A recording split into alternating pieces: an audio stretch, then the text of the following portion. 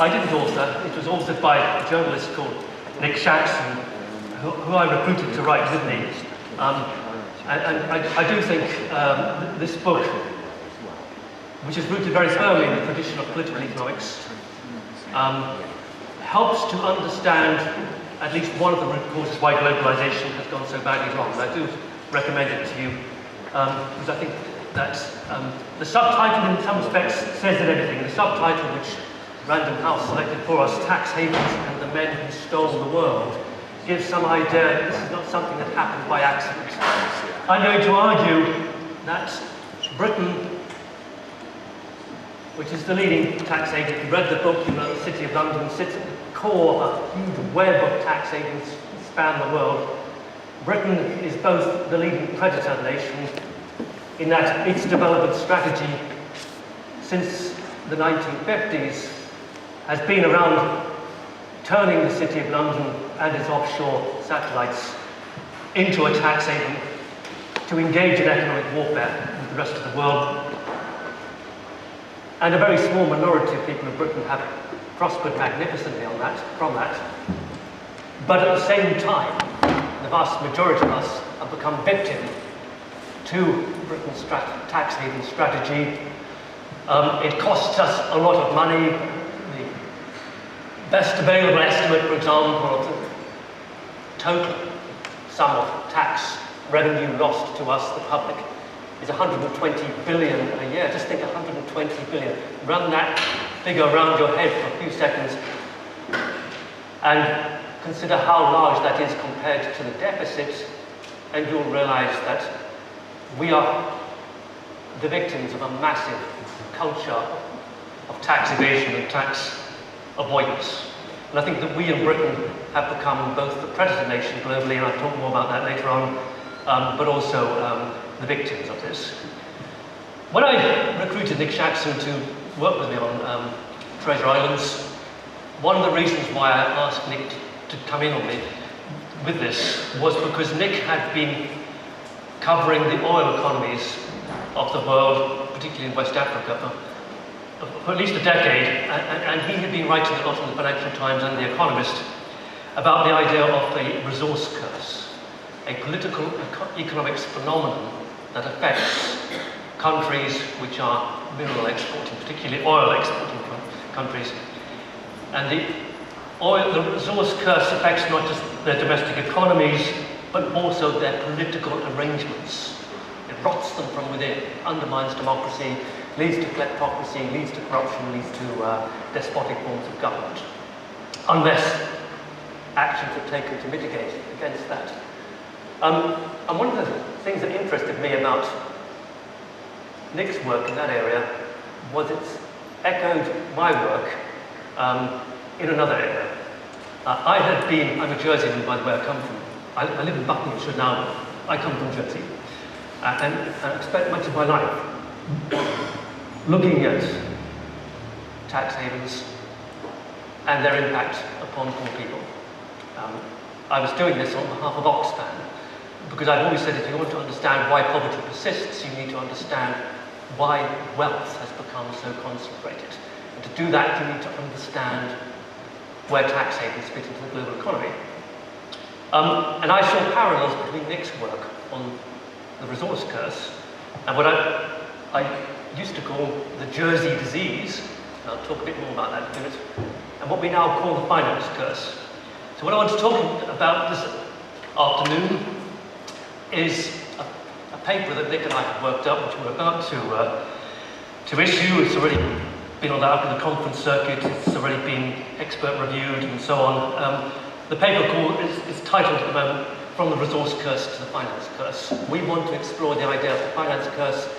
We're suggesting that whilst my island of Jersey is possibly an extreme example of how the finance curse takes over an entire society, we in Britain suffer from exactly the same.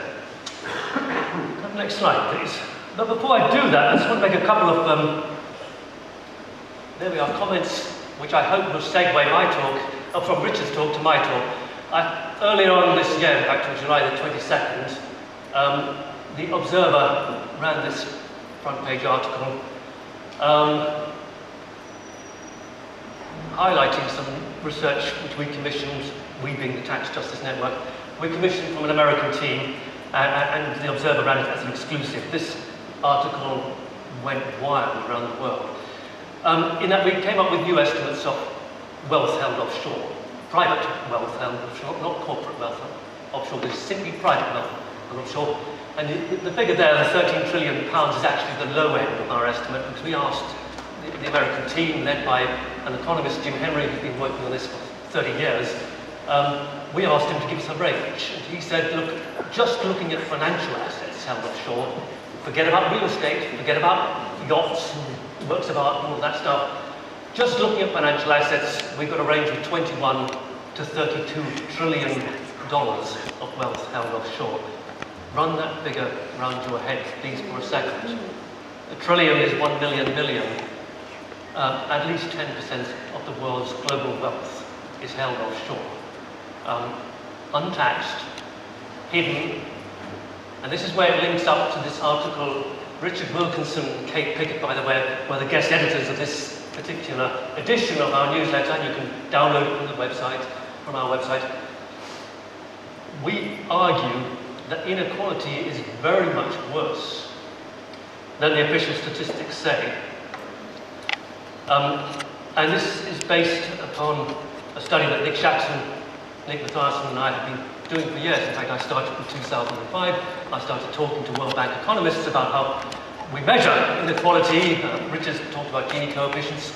The problem with inequality measurement is, by and large, this wealth hidden offshore is simply missing, completely, entirely.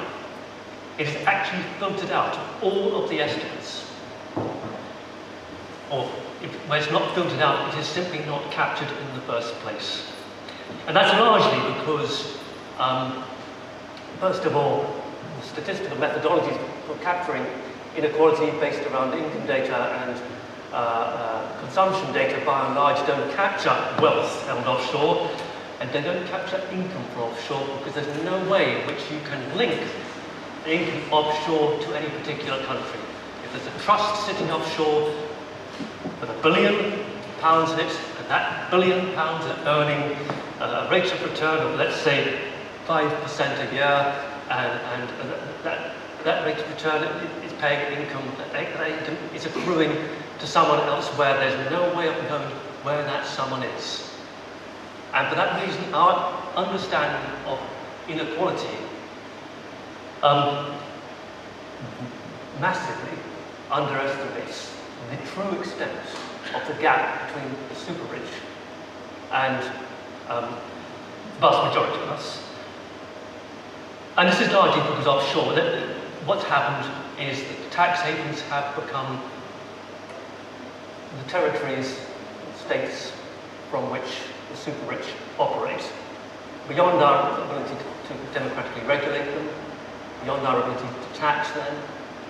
The idea at the heart of neoliberalism, which was always a bogus idea, that wealth, if we grew enough and fast enough, wealth would trickle down. It's always a bogus mechanism. But if there was any mechanism for redistributing wealth, which has become incredibly concentrated, it lay in the tax systems. And by shifting offshore beyond the tax systems, the super wealthy were simply able to avoid any likelihood of there being trickle down. In fact, wealth has cascaded offshore structures. Therefore, tax havens lie at the core of the global economy. And I want to very briefly talk about Britain's role in this. Can I have the next slide, please?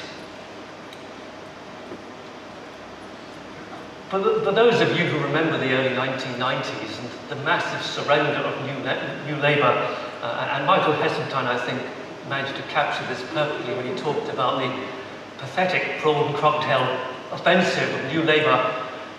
Labour entered a Faustian pact with the City of London. We will deregulate, we will de-tax, we will carry through the neoliberal agenda on your behalf, in the expectation that you play your part in the bargain, pay taxes, and that will enable us to build more hospitals and build more schools, etc., etc., etc. It truly was a Faustian pact. It was a disaster. But it was consistent with a long history of Britain's development strategy. By the way, I'm a development economist by training.